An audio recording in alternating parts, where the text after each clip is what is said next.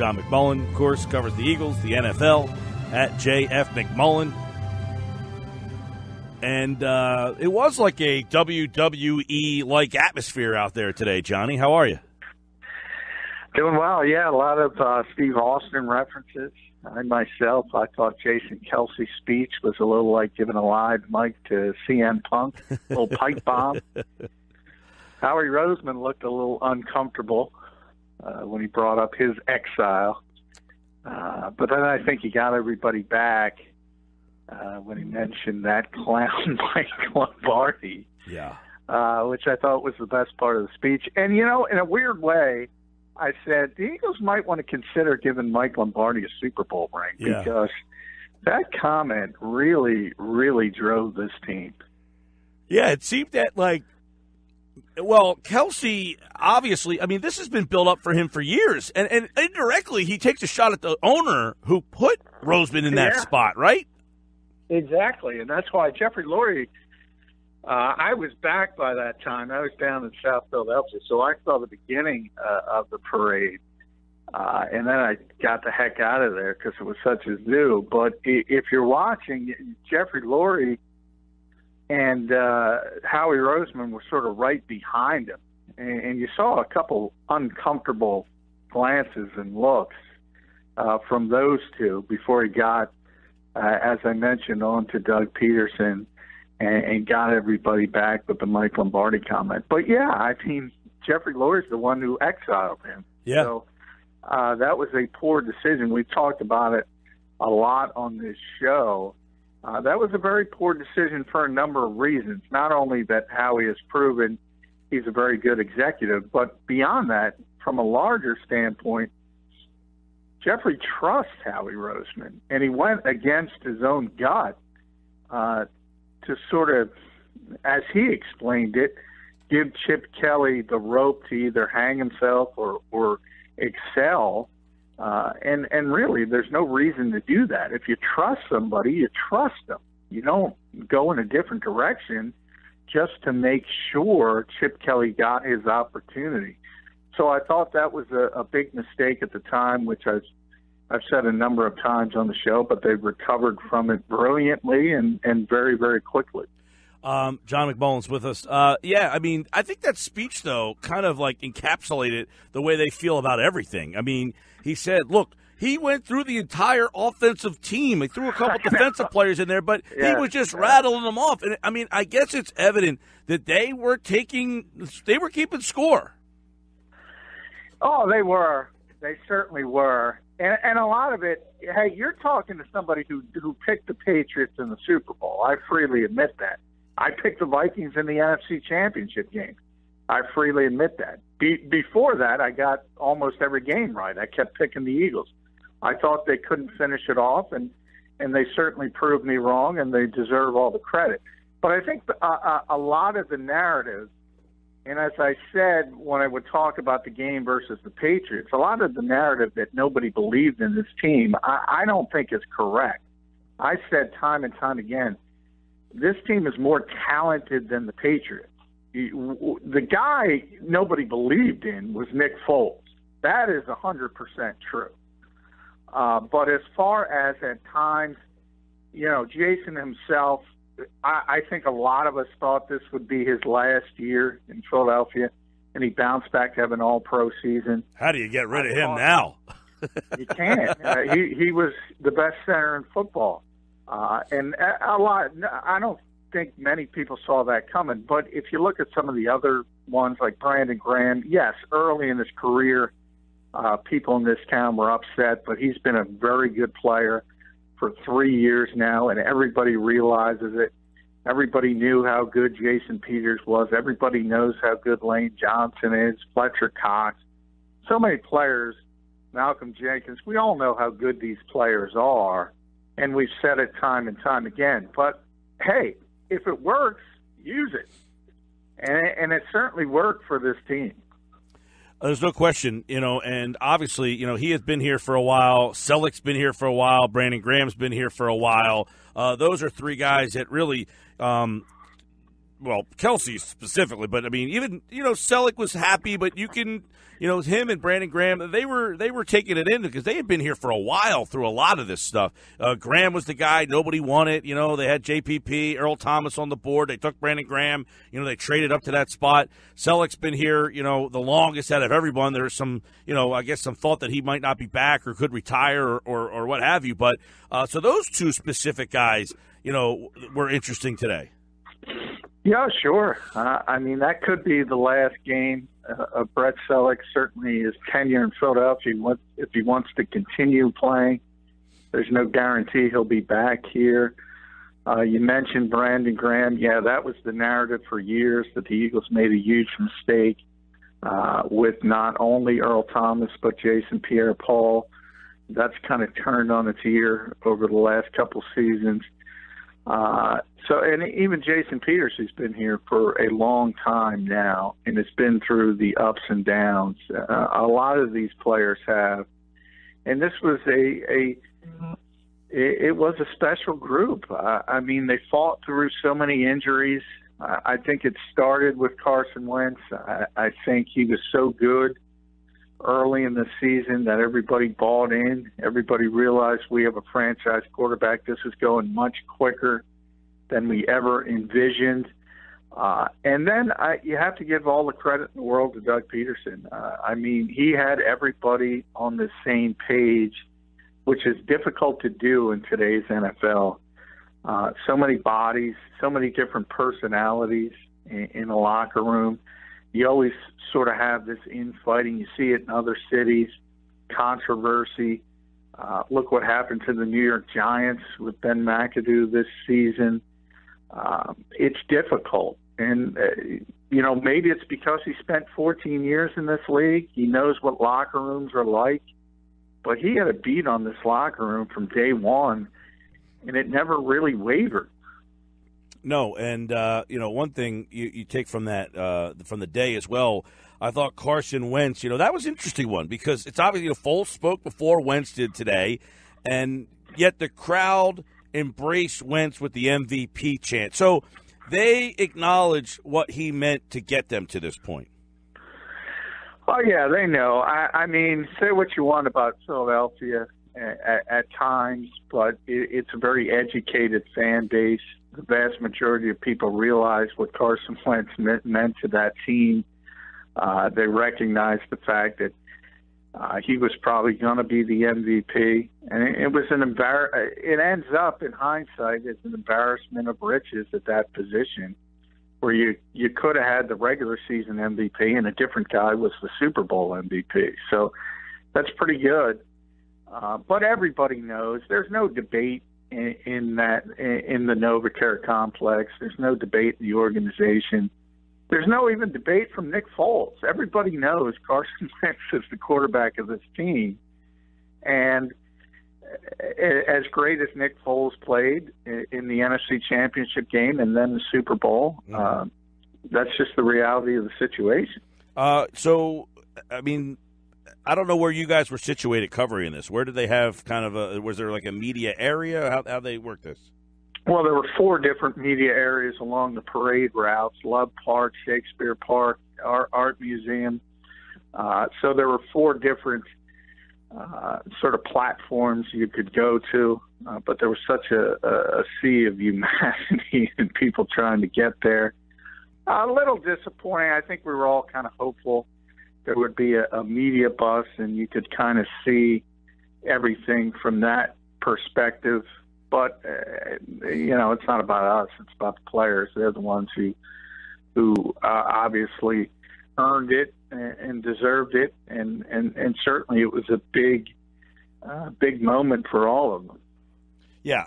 And one of the things when any time something like this comes to mind is, were there anything happening, anything crazy, or was it just a big love fest? No, I think it was mainly a big love fest.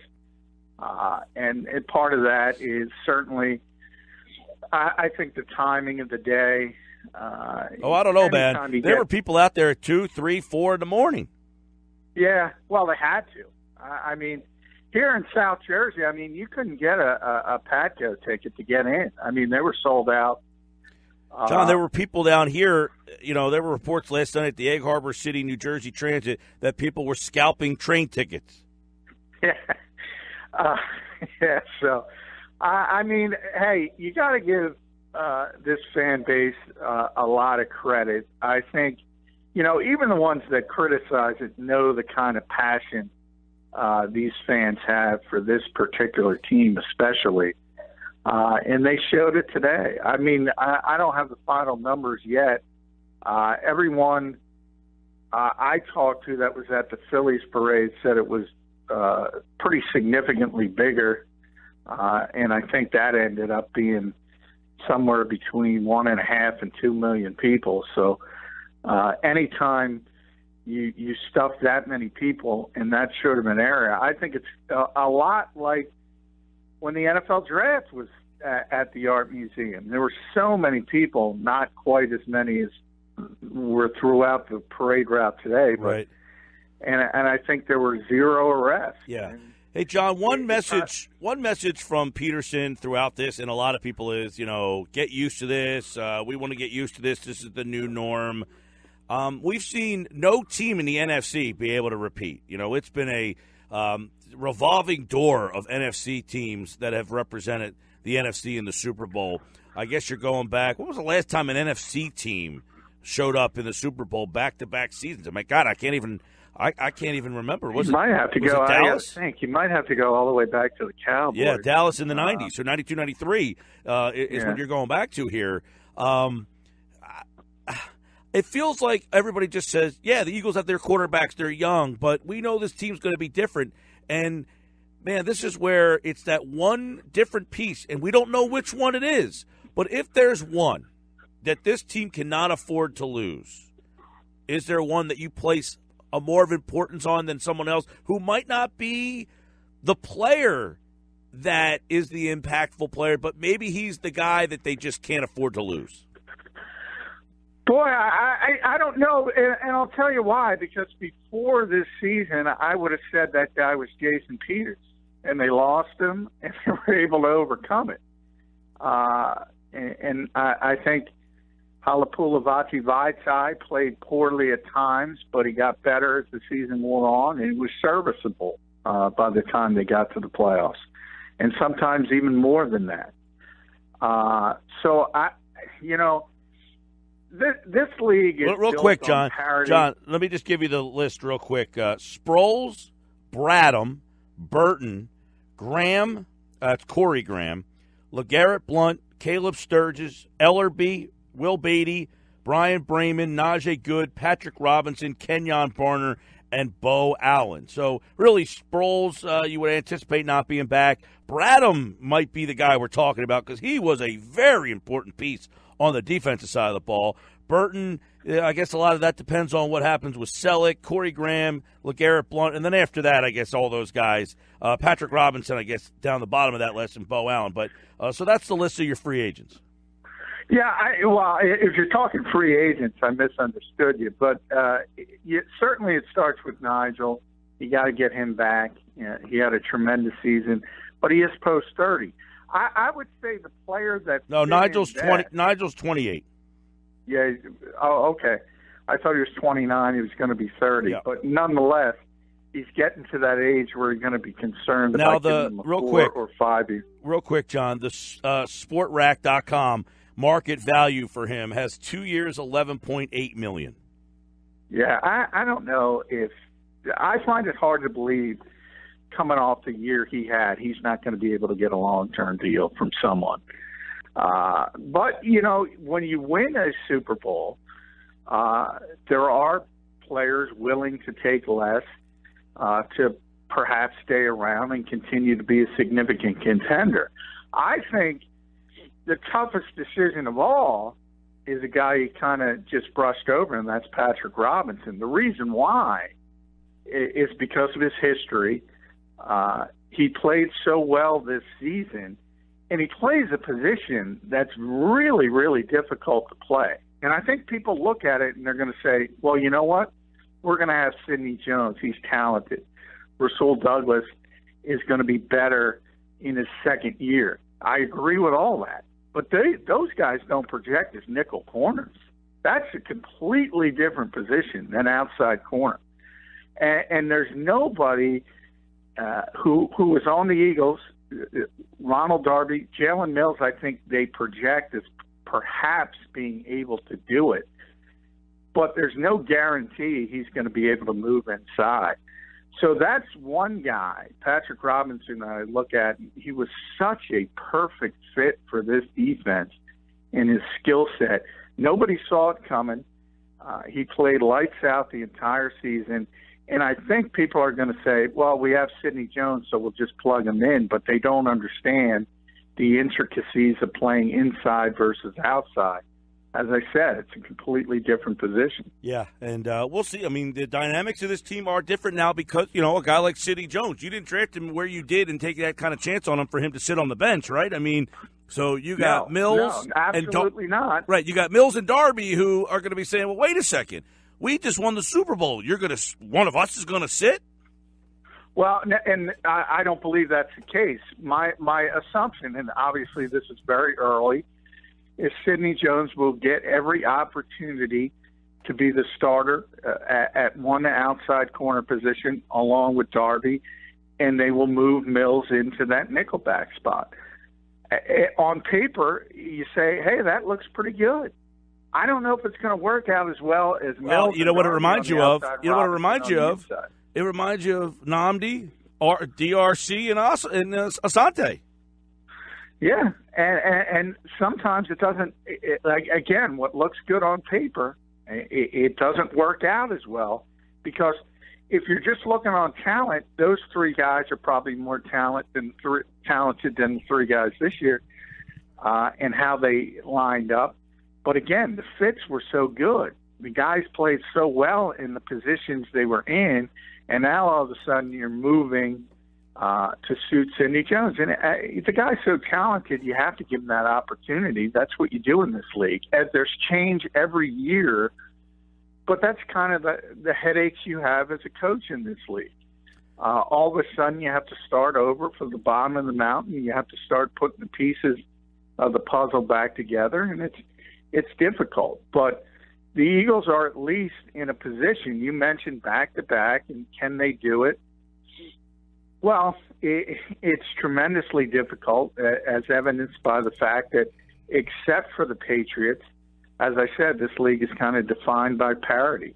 The Eagles at least have an opportunity because they have the quarterback and they're strong up front on both sides of the football. They have a tremendous offensive line, tremendous defensive line. That's a pretty good formula to start with, and then you put everything else together from there. All right, parade day in the books. I guess people are still partying, still throwing some back, still enjoying it, still outside, still feeling the love. And we'll replay that ceremony coming up for you at the top of the hour. So if you missed it or you were there and you couldn't hear it, we'll have it for you in its entirety coming up at 5 o'clock. John McMullen was there, and well, that Eagles season is now officially in the books. Crazy. Yeah, and real quick, Mike, this is how quickly we turned the page. Now we're on Frank Reich and John DiFilippo. Well, I was going to say, because the NFL news today, Garoppolo, 5-year, highest-paid player in the league. Yeah, you got DiFilippo, you've got Reich. The Bears interviewed McDaniel, said they had doubts that he would leave the Patriots, so there's that news out there. So there's a lot of – by the way, Russell Wilson got traded in baseball to the Yankees, and now there's some thought that he might tell the Seahawks to stick it because he might want to take a chance to play with the Yankees. So interesting. And, oh, by the way, the Lions raised ticket prices because they've been very good. Well, and they got Matt Patricia now, so they can afford – who shaved his beard. Yeah, he looks like a head coach now. Leslie Frazier, by the way, the former Eagle coach and Minnesota Viking head coach, he is also one of the 3 candidates for the Colts job. So the Andy Reid tree continues. Yeah, Leslie Frazier, Dan Campbell, Frank Reich, and John DiFilippo is supposed to interview with the Vikings today, as a matter of fact. Haven't gotten that confirmed. I didn't see him anywhere at the parade. I would imagine the Vikings would come here to interview him, but we'll have to see what happens there. And I think a lot of it has to do with if Frank gets the Colts job, at least the Eagles would have an opportunity to keep DiFilippo. Otherwise, I think he's out the door. All right, John. The Eagles season officially now has a bow on it, and we look forward to the offseason all coming up next here in the coming weeks. Thanks, pal. Hey, thank you, Mike.